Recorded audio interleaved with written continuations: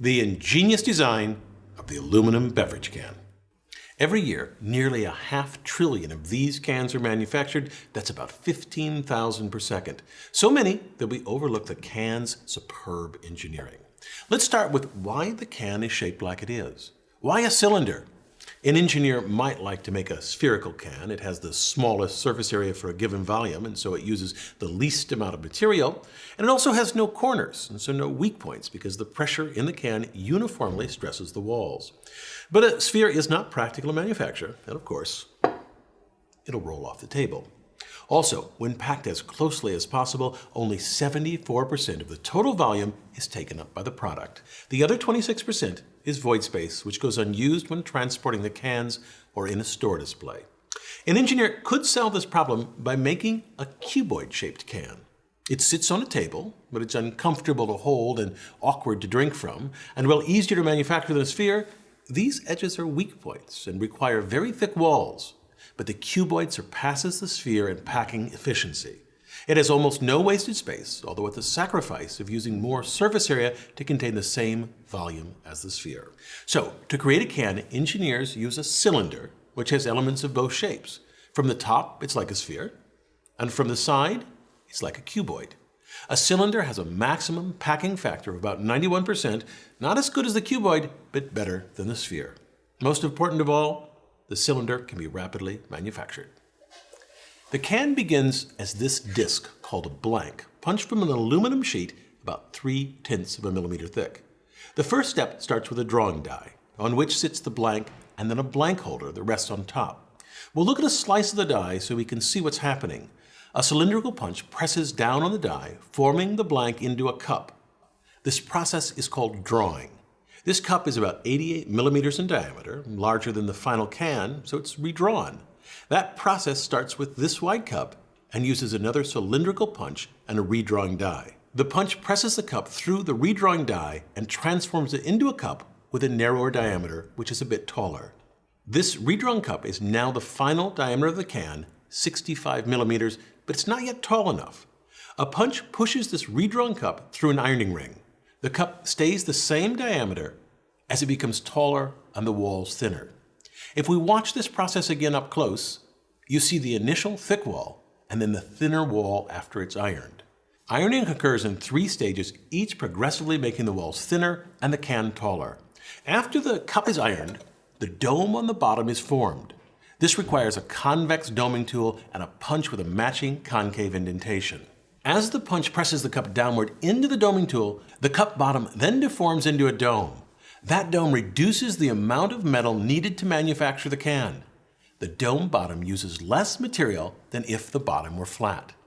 A dome is an arch revolved around its center.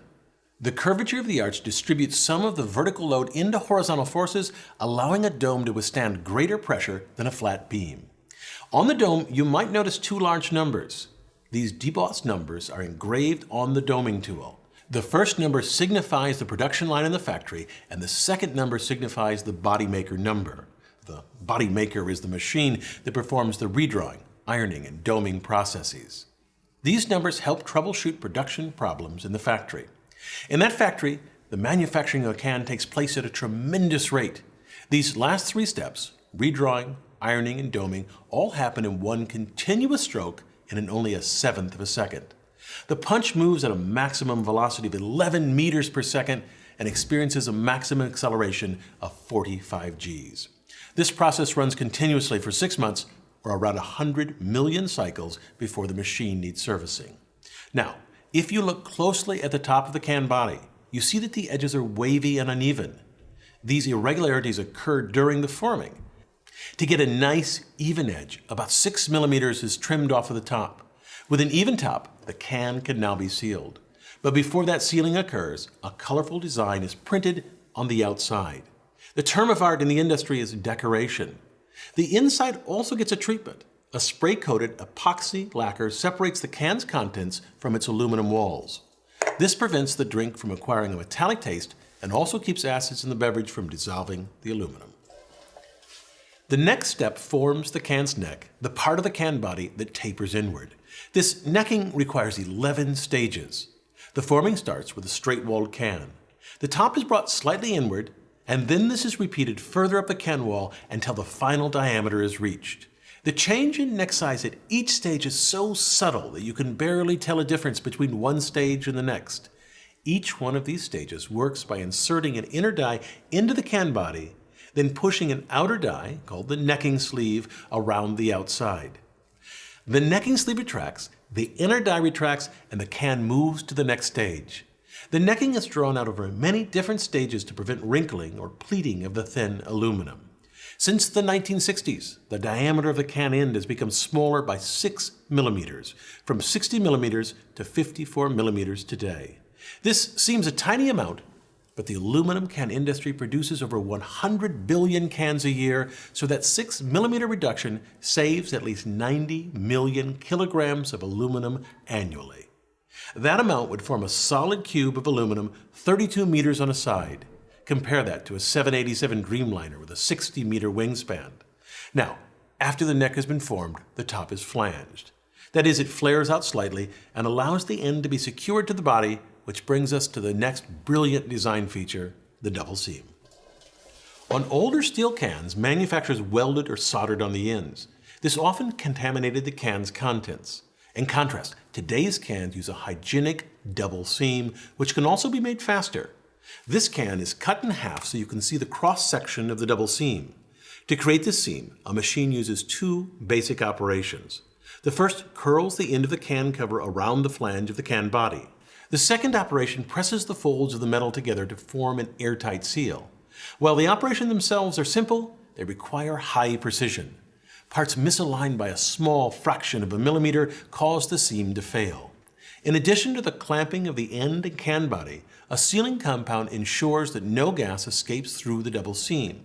The compound is applied as a liquid, then hardens to form a gasket. The end, attached immediately after the can is filled, traps gases inside the can to create pressures of about 30 psi or 2 times atmospheric pressure. In soda, carbon dioxide produces the pressure. In non-carbonated drinks like juices, nitrogen is added. So why is a beverage can pressurized? Because the internal pressure creates a strong can despite its thin walls. Squeeze a closed, pressurized can, it barely gives. Then, squeeze an empty can. It flexes easily, the can walls are thin, only 75 microns thick, and they're flimsy.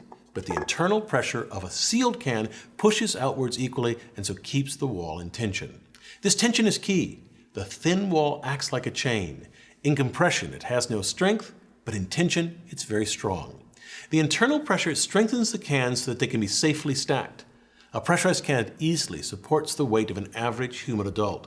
It also adds enough strength so that the can doesn't need the corrugations like in this unpressurized steel food can. While initially pressurized to about 2 atmospheres, a can may experience up to 4 atmospheres of internal pressure in its lifetime due to elevated temperatures, and so the can is designed to withstand up to 6 atmospheres or 90 psi before the dome or the end will buckle. Why is there a tab on the end of the can? It seems a silly question. How else would you open it? But originally, cans didn't have tabs. Very early steel cans were called flat tops for pretty obvious reasons. You use a special opener to puncture a hole to drink from and a hole to vent.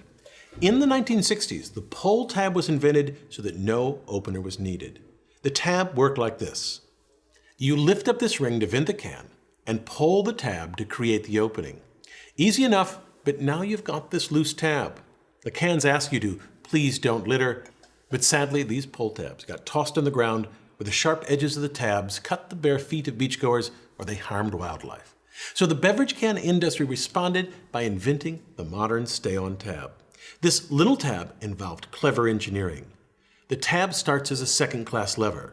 This is like a wheelbarrow because the tip of the tab is the fulcrum and the rivet the load. The effort is being applied on the end.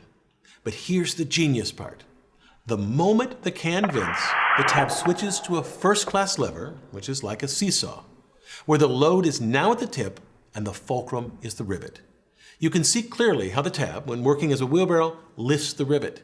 In fact, part of the reason this clever design works is because the pressure inside the can helps to force the rivet up, which in turn depresses the outer edge of the top until it vents the can, and then the tab changes to a seesaw lever. Looking from the inside of the can, you can see how the tab first opens near the rivet. If you try to simply force the scored metal section into the can using the tab as a first-class lever with the rivet as the fulcrum throughout, you'd be fighting the pressure inside the can. The tab would be enormous and expensive. If you'd like to learn more about the entire life cycle of the aluminum can, watch this animated video by Rexam that describes can manufacturing and recycling. A typical aluminum can today contains about 70% recycled material. Also, Discovery's How It's Made has some great footage of the manufacturing machinery. Here are 2 different stepwise animations of the entire can forming process.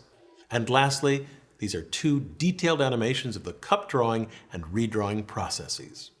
The aluminum beverage can is so ubiquitous that it's easy to take for granted. But the next time you take a sip from one, consider the decades of ingenious design required to create this modern engineering marvel. I'm Bill Hammack, the Engineer Guy. Thanks to Rexam for providing us with aluminum cans in various stages of production, and thank you very much to the advanced viewers who sent detailed and useful responses for this video. We read every single comment. If you'd like to help out as an advanced viewer, check out engineerguy.com/preview. You can see upcoming projects and behind-the-scenes footage.